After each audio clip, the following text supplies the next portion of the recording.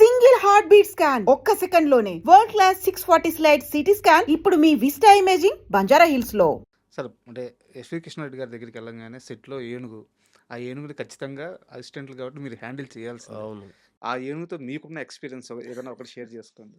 నాకు నేను చాలా దూరంగానే ఉండేవాడిని ఏనుగుకి.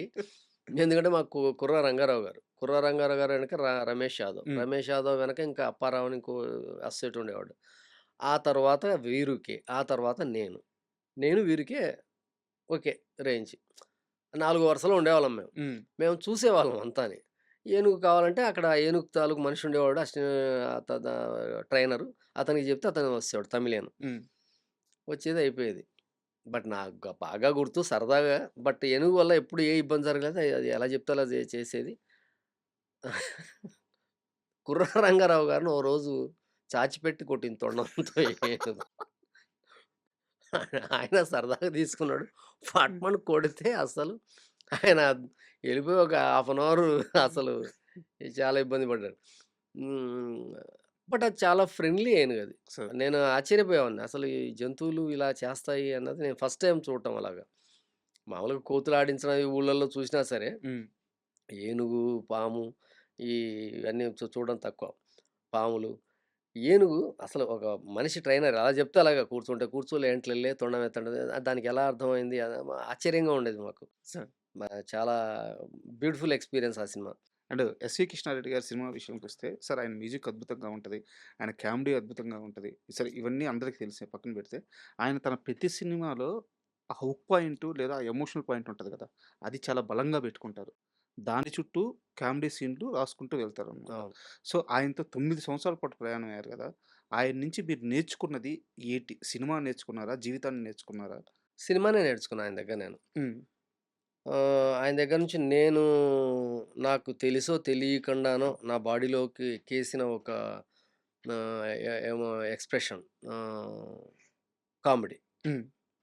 కామెడీ నేను ఎందుకంటే యాక్షన్ సినిమాలు చేద్దాము అని వచ్చిన నేను, దెబ్బకి కామెడీ కథలు రాసుకోవడానికి కారణం ఆ కామెడీ ఇంజెక్ట్ అవ్వడమే అనుకుంటున్నాను నేను. సార్. ఆ తర్వాత నాకు మ్యూజిక్ అన్నది ఎలా తీసుకోవాలి? ఎలా కంపోజ్ చేయాలి? నాకు మ్యూజిక్ అంటే ఇష్టం. పాటలు వినటం వేరు. హ్మ్. పాటలు చేయటం వేరు. సార్. సో, పాటలు ఎలా చేయాలన్న దానిపైన ఒక ఆహ్, ఎక్స్‌ట్రార్డినరీ అవగాహన. ఓహ్! పాటలు ఇలా ఉండాలి. హ్మ్. బీజీఎం ఇలా ఉండాలి. ట్యూన్ ఇలా ఉండాలి. ట్యూన్ ఇలా ఉండాలని మ్యూజిక్ డైరెక్టర్‌కి ఎలా చెప్పాలి? ఇయన్నీ ఆయన దగ్గర నుంచి వచ్చిన సినిమాలో సోల్. ఆయన సినిమాలో నాకు తెలిసి ఆయన 30 సినిమాల దాకా చేసుంటారు. సినిమాలో సోల్ లేకుండా ఆయన చేసిన సినిమా ఉండదు. కరెక్ట్ ఒక సార్. బలమైన ఒక కథ ఉంటది. కరెక్ట్. ఒక స్ట్రాంగ్ కథ ఉండాలి హ్మ్. అన్నది అంటే ఆయన కథ 60% ఉంటది. కామెడీ 40% ఉంటది. సార్. నేనేంటంటే ఒక 60% కామెడీ, ఒక 10, 20% కథ అలా అలా పెట్టుకొని వచ్చా నేను. హ్మ్. కామెడీ పైన ఎక్కువ డిపెండ్ అయ్యాను నేను. సార్. మేబీ తెలీదు నాకది ఎందుకలా జరిగిందో. నాకు అలా కుదిరాయి గూడా సో, కథలు. ఫస్ట్ నుంచి అలా అలా వర్కౌట్ అసలు అవుతూ వచ్చినియి. వచ్చింది. అలాగే దాన్ని హ్మ్. అలాగే డెవలప్ అవుతూ వచ్చా. నేను ఆ 2 ఎక్స్‌ప్రెషన్స్ హ్మ్. ఒకటి మ్యూజిక్, ఒకటి కామెడీ. ఈ 2 మాత్రం ఖచ్చితంగా ఆయన దగ్గర నుంచి వచ్చాయి. 'యమలీలకు' గూడా వర్క్ జేసారా మీరు? హ్మ్. ఒక చిన్న డౌటు. 'యమలీల' సినిమాని ముందుగా అప్పటి సూపర్ స్టారు అంటే ఆయనెప్పుడూ సూపర్ స్టారే. కృష్ణ గారి అబ్బాయి 'మహేష్ బాబు' గారితో చేద్దామని ప్రయత్నించి ఆయన చిన్న వయసు కుదరక 'అలీ' గారితో తీశారా? అహా! కాదు. నాకు తెలిసి మహేష్ బాబు గారితో జరగలేదు కానీ వేరే హీరోలు చాలా మందితో అనుకున్నారు. సార్. బట్ అవ్వలేదు. బట్ ఎస్పెషల్లీ నాకు తెలిసి ఆ సినిమా ఆహ్, అంటే మాకు చెప్పరు. మాతో మాట్లాడరు గదా! కొన్ని విషయాలు. హ్మ్. బట్ మేబీ రాజేంద్ర ప్రసాద్ గారితో కృష్ణారెడ్డి గారికి అప్పుడు చిన్న గ్యాపొచ్చింది. హ్మ్. కృష్ణారెడ్డి గారు చాలా పట్టుదల మనిషి. చాలా పట్టుదలంటే చాలా పట్టుదలాయన. ఆహ్, మనకు తెలీదు. మనతో ఆయనతో మాట్లాడితే అసలు ఇంత పట్టుదల ఉంటదా మనిషికి హ్మ్. మనసులో? అంటే అనుకుంటే అసలు దాన్ని పట్టు వదలని విక్రమార్కుడు అంటాం గదా! అలాంటి వ్యక్తి కృష్ణారెడ్డి. సార్. ఆ గ్యాపు 'ఆలీని' హీరోని చేస్తా అన్న ఒక పంతం తీసుకున్నారేమో అని మాకు నేను వీరికే మాట్లాడుకునేవాళ్ళం. సార్ మీ టీమ్‌లో గాని. కాబట్టి మేము సరదాగా మాట్లాడుకునేవాళ్ళం. హ్మ్. ఆహ్, అందుకు 'ఆలీ' గారిని హీరోని చేసి హ్మ్. చూయించారేమో అని నేననుకుంటున్నా. ఓకే. అంటే అప్పట్లో ఆ గ్యాప్ దేనివల్ల వాళ్ళకి మా టర్మ్స్ మనకు తెలీదు గానీ, రాంప్రసాద్ గారికి, కృష్ణారెడ్డి గారికి 'మాయలోడు' తర్వాత చిన్న గ్యాపొచ్చింది. హ్మ్. దాంతో సరే ఇంక ఆయన తర్వాత చేయలేదింక ఆ తర్వాత కృష్ణారెడ్డి గారితో. మీరు చూస్తే ఆ సార్ తర్వాత సినిమాయే చేయలేదు. హ్మ్. 'ఆలీని' పెట్టి తీస్తా చేసేసారు. అప్పట్లో సంవత్సరం రోజులు ఆడింది సార్ సినిమా. నేను, వీరుకే